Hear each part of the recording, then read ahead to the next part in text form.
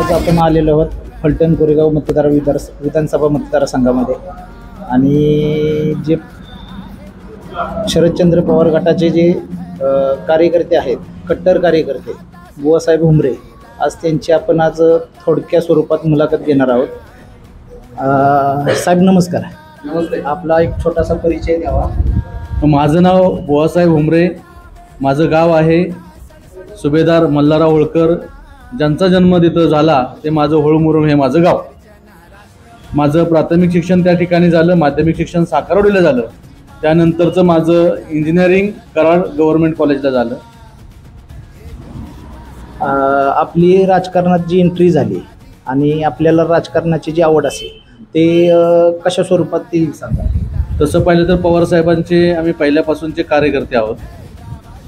College काळापासून college संपल्यानंतर पवारसाहेबांच्या विचारांची जी ओढ आमच्या मनात होती, जे पवारसाहेबांनी यशवंतराव चव्हाणांचे विचार आणि कार्य पुढे चालू ठेवले, ते आम्हासारख्या तरुणांना अतिशय चांगलं प्रबोधनात्मक प्रेरणात्मक असं काम असल्यामुळे आम्ही त्या पवारसाहेबांच्या विचारांशी बांधील राहिलो आणि त्या विचारावर पुढे चालत राहिलो. खरं तर फलटणमध्ये फिरत असताना ज्यावेळी आम्ही सुट्टीवर किंवा काही कामानिमित्त फलटणला परिसरामध्ये गावगाड्यामध्ये यात्रेनिमित्त कुठल्या कार्यक्रमानिमित्त फिरत असताना या फलटणमध्ये बरेचसे प्रश्न खरं तर सोडवण्यासारखे प्रश्न आहेत हे जाणवलं. आणि लोकांनी असं सांगितलं की तुमच्यासारखा जर माणूस सुशिक्षित, उच्च विद्याभूषित आणि थोडंसं प्रश्नांची जाण असणारा, तसेच उद्योजक असल्यामुळे जे प्रोफेशनली जे काम करत राहिलं पाहिजे त्याचाही विचार करता तर लोकांनी सांगितलं की तुमच्यासारखा जर उमेदवार फलटण तालुक्याला मिळाला तर फलटणमध्ये नक्कीच काही चांगलं कामं करता येतील. त्यामध्ये खरं पहिलं काम करायचं म्हटलं तर माझं एक लोकांशी चर्चा झाली असताना असं लक्षात आलं की प्रथम काम जर असेल तर शिवछत्रपतींचा अश्वारूढ पुतळा उभं करणं हे माझं प्रथम कार्य असेल, हे मी तुम्हाला या ठिकाणी नमूद करतो. आपल्याला जर शरदचंद्र पवार गटातून जर तिकीट मिळालं तर आपले तालुक्यासाठी ध्येय धोरणं आणि विजन काय असेल? तसं पाहिलं तर शेतकऱ्यांसाठी काम करण्यासारखं या ठिकाणी भरपूर काम आहे. शेतकऱ्यांचे विविध शेतकरी गट तयार केले. शेतकरी गट तयार करत असताना पिकांचे व्यवस्थापन जर केले, आपण पिकांचे व्यवस्थापन करता करता त्या जे माल तयार होणार आहे शेतामध्ये त्या मालाला मार्केट उपलब्ध करून देणं, उपलब्ध करून देत असताना चांगला दर त्यांना कसा मिळेल.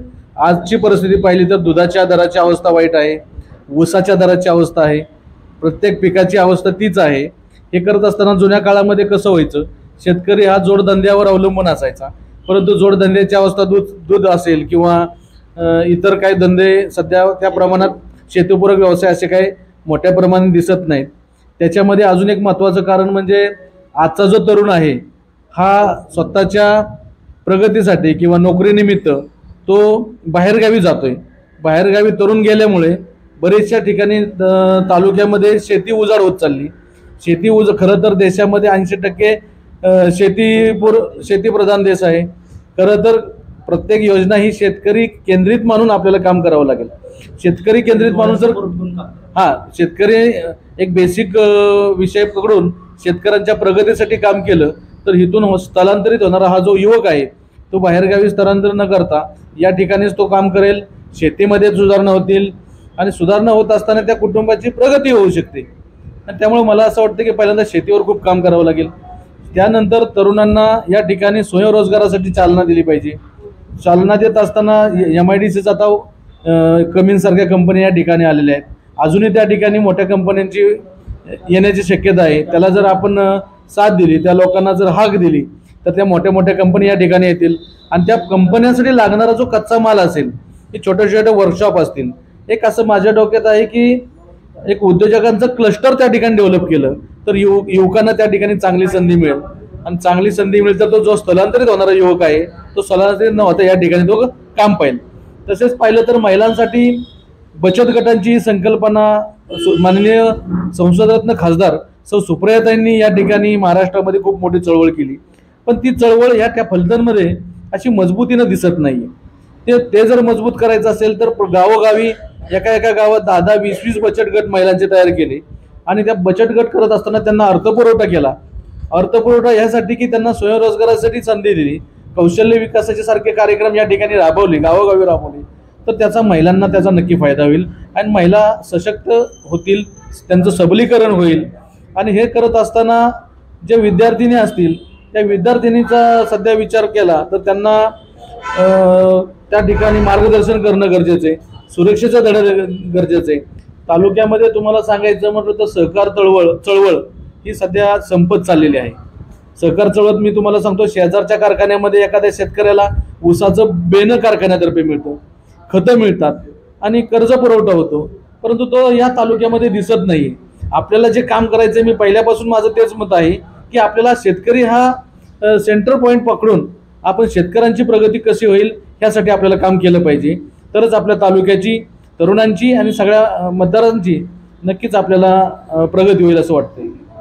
आणि शिक्षण क्षेत्रात जर थोडंफार लक्ष घालता आलं तर त्याबद्दल नक्की काय काय काम कराल? कसं होतं, खरं तर आमच्यासारखे तरुण झेडपीमध्ये शिकले, झेडपीच्या शाळा खरंच चांगल्या होत्या, त्या काळामध्ये ती परिस्थिती होती. परंतु आत्ताची परिस्थिती पाहिली तर प्रत्येकजण इंग्लिश मिडियमला जाण्याचा ओघ वाढला आहे. म्हणजे माझी मुलंही इंग्लिश मिडियमलाच आहेत, परंतु हे चित्र आपल्याला बदललं गेलं पाहिजे.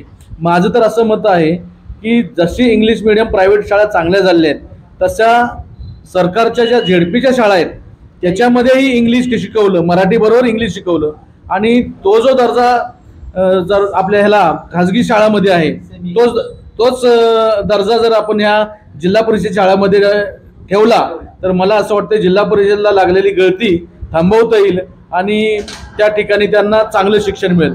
तुमच्या एक लक्षात आलं असेल बरं का, ज्यांची थोडीफार परिस्थिती चांगली आहे तेच इंग्लिश मिडियमला घालतात. आता जिल्हा परिषदमध्ये जर पाहिलं तर सर्वसामान्य शेतकऱ्यांची मुलं, गोरगरिबांची मुलं फक्त जिल्हा परिषदमध्ये शिकतात आणि त्यांची एवढी हेळसांड होत असते की त्यांना चांगलं दर्जेदार शिक्षण मिळत नाहीये, जायची यायची व्यवस्था नाही.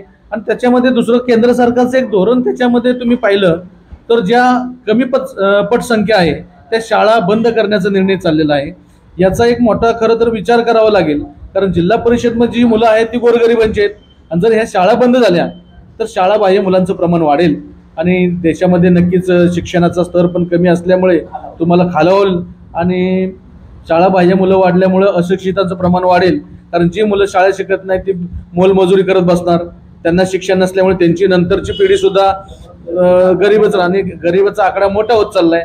आणि असं जर झालं तर खरं तर खेदजनक गोष्ट आहे. त्यामुळे आपल्याला मेन सर्वसामान्य लोकांवर केंद्रित करून आपण गोरगरिबांसाठी, शेतकऱ्यांसाठी लढत राहायचं असं मला वाटतं. धन्यवाद साहेब. साहेब, आपल्याला पवार साहेबांनी तिकीट का द्यावं आणि तिकीट मिळालं तर आपण त्यांच्या ह्याच्यामध्ये काय काय कामे कराल? तसं पाहिलं तर खरं मला तिकीट का द्यावं ह्याची भरपूर कारणं आहेत. त्याच्यामध्ये विचार केला तर खरं यशवंतराव चव्हाणांचे जे कार्य जे पवार साहेबांनी चालू ठेवलं आणि त्याच विचारावर आम्हाला चालायचं आहे हा माझा प्रमुख मुद्दा राहील. त्याच्यामध्ये विचार केला तर पक्षाच्या माध्यमातून मी या तालुक्यामध्ये राष्ट्रवादी काँग्रेस पक्ष, शरदचंद्र पवार या पक्षाचे 1000 सदस्य नोंदणी मी या ठिकाणी केलेले आहे. एवढं मोठं कार्य या तालुक्यात मला तर वाटत नाही कोणी केलं नाही. तसंच त्यांच्या विचारावर चालत असताना या पलटणमध्ये पहिल्यांदा आम्ही शब्द वापरतो, लक्षात घ्या, पहिल्यांदा जर कोणी शरदचंद्र पवार पक्षाचे जर ऑफिस केलं असेल तर मी केलेलं आहे. आणि परवाच पवार साहेब ज्यावेळी पलटणला भेट दिली होती पवार साहेबांनी, त्यावेळी या ठिकाणी ते पवार साहेबांनी व्हिजिट दिली आणि ते ऑफिस पाहिल्यावर ते अगदी प्रसन्न झाले, त्यांना आवडलं आणि त्यांनी बोलताना कॉम्प्लिमेंट पण दिली की छान ऑफिस बनवलेलं आहे, तुमचं कार्य चालू ठेवा असं त्यांनी आम्हाला आशीर्वाद दिलेले आहे. पलटण कोरेगाव मतदारसंघात जे भेडसावणारे प्रश्न आहेत आणि जे आजपर्यंत दुर्लक्षित आहेत त्याकडे काय लक्ष देतात?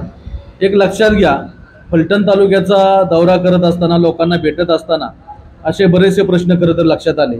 त्यामध्ये प्रामुख्याने प्रश्न विचार केला तर उत्तर कोरेगाव या ठिकाणचा पाण्याचा प्रश्न असेल, MIDCचा प्रश्न असेल, खूप मोठ्या प्रमाणात खरं पाण्याची त्या ठिकाणी अवस्था भयंकर आहे.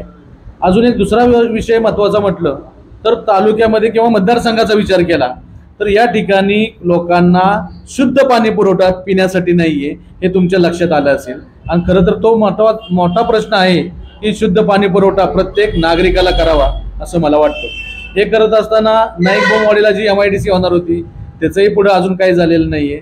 या ठिकाणी MIDCचं भरपूर जागा असताना मोठमोठ्या कंपनी या ठिकाणी आल्या पाहिजेत, सहकार क्षेत्र वाढलं पाहिजे. हे करत असताना तुम्हाला सांगतो स्वच्छता असेल. आज फलटण तालुका विचार केला तर सगळीकडे असं तुम्ही फलटणमध्ये पाहिलं तर साधी मुताराची सोय नाही आहे. मग असं असताना ते गटरांचा तर विचार नको, रस्त्यांच्या दुर्दशेबद्दल तर बोलायला नको. खरं तर या ठिकाणी प्रामुख्याने त्या ठिकाणी लक्ष दिलं पाहिजे आपण.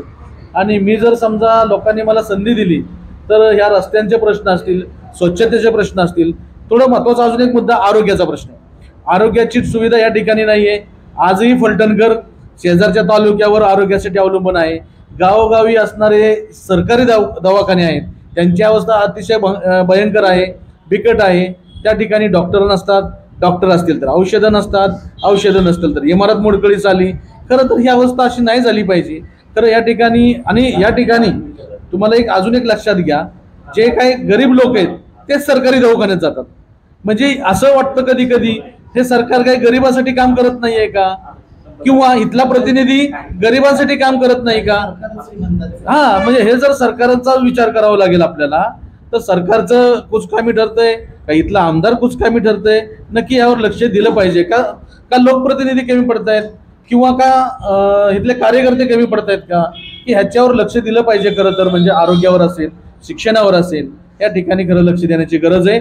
आणि मला जर लोकांनी संधी दिली तर या मूलभूत गोष्टीसाठी मी नक्की प्रयत्न करणार आहे. या ठिकाणी मी तुम्हाला कबूल करतो.